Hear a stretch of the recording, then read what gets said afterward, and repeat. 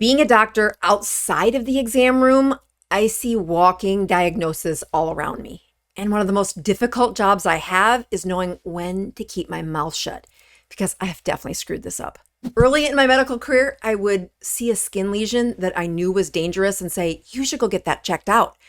And although the patient or the person never really got upset, my husband was super embarrassed. Like, why are you doing that? That's not your role here. A couple of years ago, I hired a video editor, and on her resume, it said she'd been an astrophysicist. Like, why is an astrophysicist applying for a video editing job? Well, of course, I had to interview her. And indeed, she said she had a health setback. And this was a much easier life, and plan was to be in the creative side of life, not so stressful.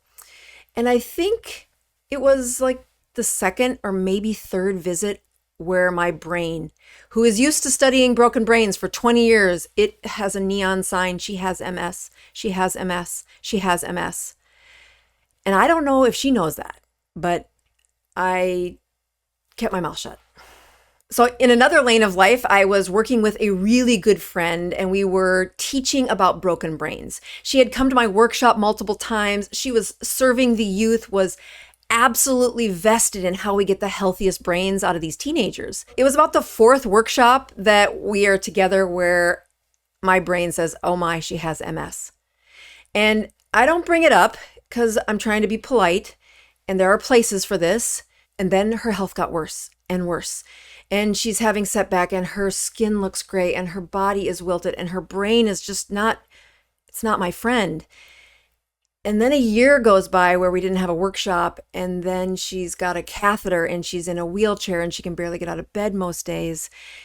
And I lose it. I'm like, the bulldozer in me said, here is what the problem is. We've been taking care of brains in this workshop, and there's this one section where I talk about if you want the healthiest brain, you have to feed it ketones, and you have this autoimmune disorder. This is how you fix it. And I bulldoze my friend into a ketogenic diet.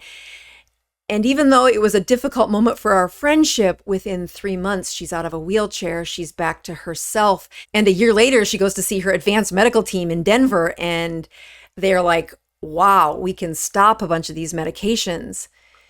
And although her life isn't perfect, I know it's a million times better on a ketogenic diet. But it's still creepy when your boss brings up, hey, you have MS. So back to my video editor. I did a maybe passive aggressive thing where I said, let's have you edit these slides about this autoimmune disorder called multiple sclerosis. And it attacks these oligodendrites. And when they're in a state of ketosis, it gets better. And she's editing the slides, and about day 4, she reaches out and says, I can't do it. I can't do it. And she admits to me she has MS.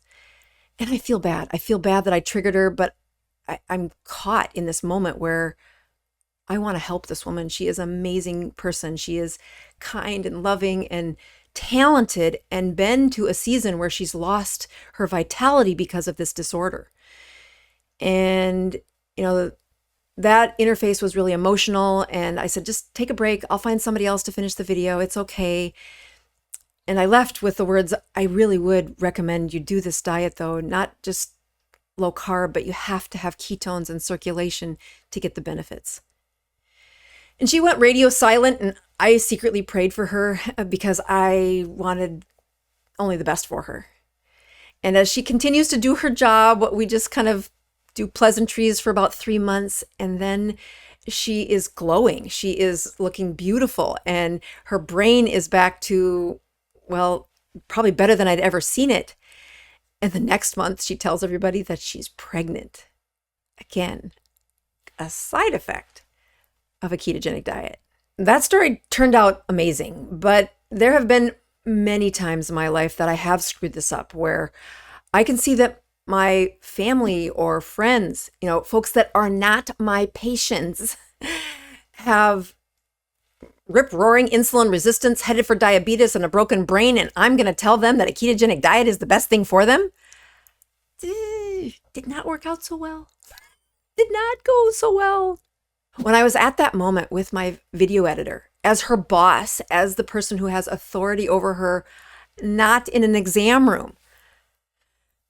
I was really worried. I was worried she would run away and it would be a place where nobody would be able to reach her because it wasn't in a place where she felt the safety of making her own decisions, yet had the information that was needed to connect the disease state to repairing it. It's in this space where I have learned to take ownership of the peacefulness that God has gifted me with a position, a place where I advise people. And although YouTube is not the place to get your medical advice, I can't believe the number of people who have improved their health through this education.